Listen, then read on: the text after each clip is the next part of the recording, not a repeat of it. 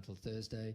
Then from Friday this week until the following week, everyone gets that entire 6 working days. It ends up being about 12 days off, 11 days off, and then we come back and we go right into our strategy planning, and we then get our operational plan in place up until April the 7th, and on April the 7th we shut the business down for 2 weeks. Okay. And everyone takes a break. That's our Christmas, because we don't get the Christmas period because we're planning with events. So those 2 weeks it's shut down, and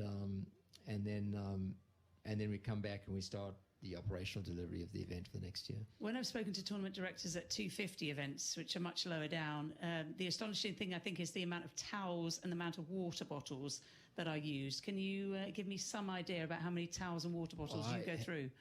It's thousands. I don't have the exact number, but there's a lot more. These are very sought after towels. So most players will grab all the towels they can get their hands on, put in their bag.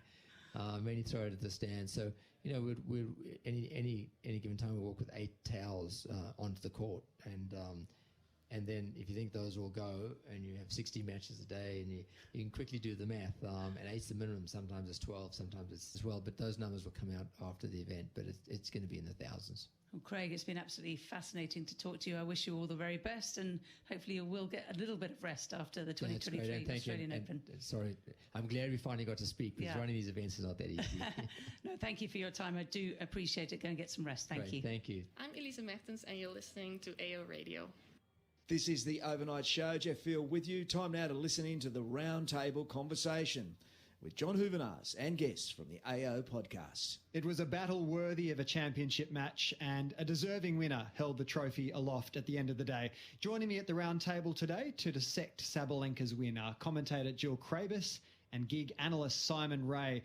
And Jill, it started with a double fault for Sabalenka and sort of heart in your mouth moments at times throughout that match, but she was a deserving winner at the end of the day. Yeah, absolutely. I thought it was a very high quality match from both.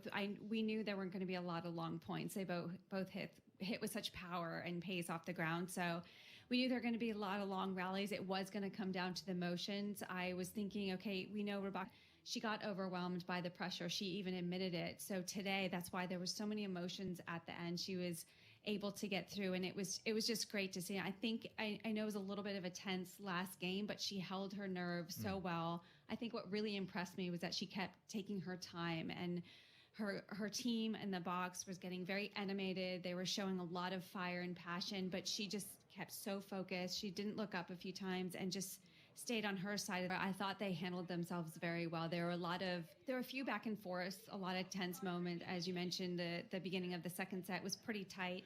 And I think, those emotions are so hard to just get through moment to moment. It's not just about that last